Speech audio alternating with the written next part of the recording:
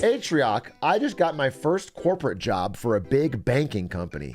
I just set up their meeting and AV shit and getting paid dummy. Any advice for day-to-day boring corporate work? Sounds like you got it made, brother. You're just doing stuff that you easily know how to do and getting paid dummy.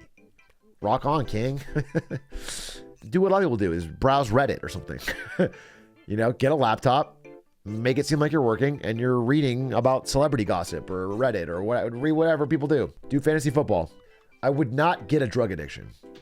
Yeah, average corporate ID department is just like browsing Reddit while solving one problem a day. Maybe, if we're lucky. I wouldn't get into sports gambling. Sports gambling is crazy, bro. It really has just taken over in such a massive way so quickly. Everyone's a fucking sports gambling addict. It's just free money, and people need money right now. Sports gambling is just free money.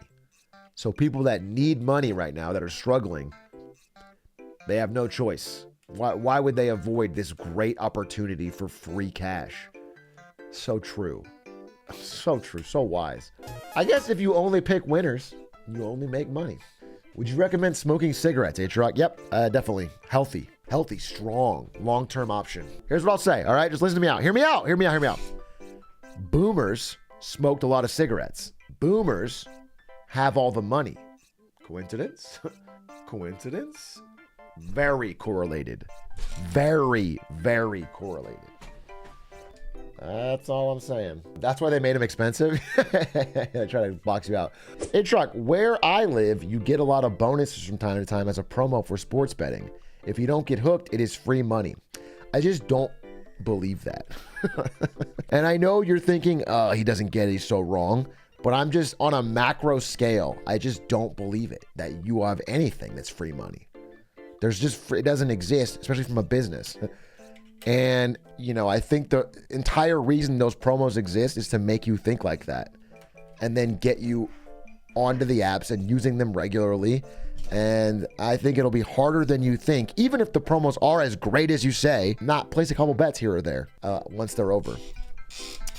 And then it becomes a habit that even if you do, you know, normally and not too dangerously, could be for your entire life. And then you're losing a couple, you know, there's just a tax for the rest of your life because you don't win in aggregate over 50%. It's like those people that like, even at best, even if you're a fucking math wizard and you look at all the different platforms and you look at the promos and you play them all, there's the people that did that for like credit card points and flight points. They point max and they go to the point maxing subreddits and they plan it all out and they're using one thing to pay off a different thing to maximize the points. And they fucking balance it all together and they have Excel spreadsheets. And then one day the fucking company goes, all right, we're cutting that.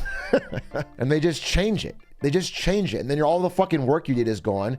You're working like basically a sub minimum wage job trying to figure out how to optimize all this. It's not effective. It's not a good use of your time. The rewards you gain aren't worth the effort. Long term, I think it's not a great path to any financial independence. Sports betting is going to ruin sports. I don't know about that. I mean, people are maybe more into it now, but I just think sports betting is going to, some percentage of people are going to have their life ruined that wouldn't. My sub is old enough to retire. Your sub is 3 months old. How is your sub old enough to retire? What does that mean? Born rich. Born rich. 3-year-olds retiring. They can't buy lottery tickets. 3-year-olds can't buy. I think there's an age thing on lottery. You can't just be a kid and buy you can't win the lottery as a child. I think that's true.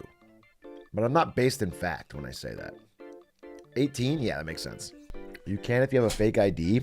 I feel like, wouldn't that be the worst thing in the world if you were 17, you bought a fake ID to buy a lottery ticket, you won, but then they checked your ID, realized it was disqualified and took it away and you didn't get paid. I feel like that would be such a fucking terrible feeling. That would be so haunting. That would haunt you for all of your days. Just get your mom to cash in. Yeah, I'm not saying, obviously there's a way around it. What I'm saying is you thinking the ID will work, bring it up and they say, actually no, and they just take it.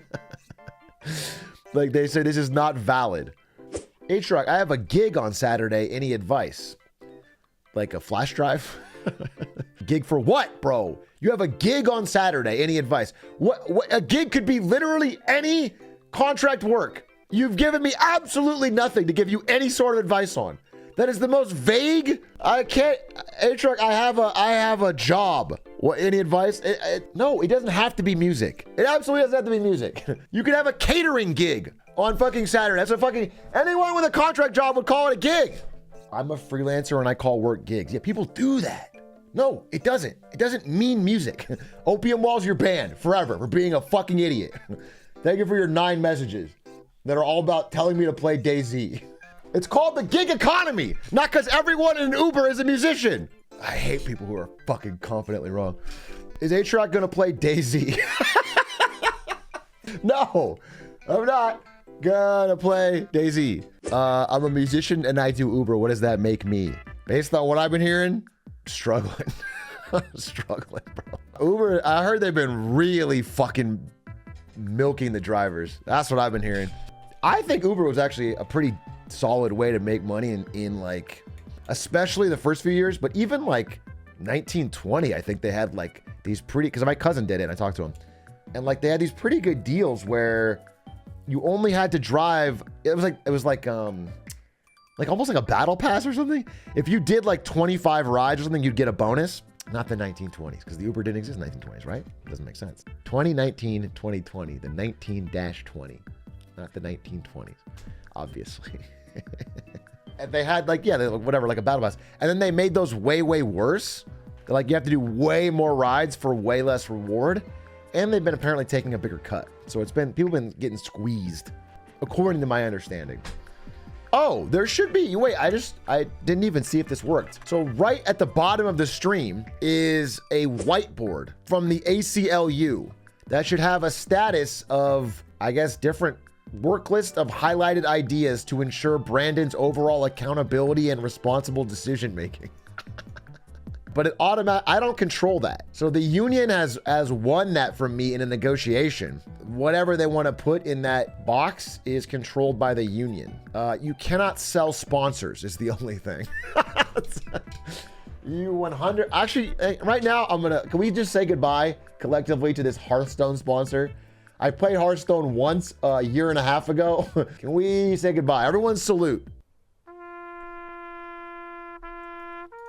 Thank you, Hearthstone, for giving me a few $1,000s a year and a half ago to play your game, which caused me to grind it during my New Zealand trip and on the flight back and every day every day when I got back until I finally got Legend and ruined my sleep schedule. You'll be sorely missed. Goodbye to Factor Meals, one of my longest running sponsors. Actually, I'll leave that one up because I just need to respond to an email from them and I can have that again. But I keep not doing that. And then goodbye to Rocket Money, who also is a great sponsor. Appreciate you very much. No, not goodbye YouTube. I'm not doing the YouTube panel. But can you get rid of the Stream Elements Hearthstone thing in chat? I don't know how. I don't know how to stop it from spamming the chat with Hearthstone every 10 minutes for the past year and a half. I don't know. Jump back into Hearthstone. Find out more here.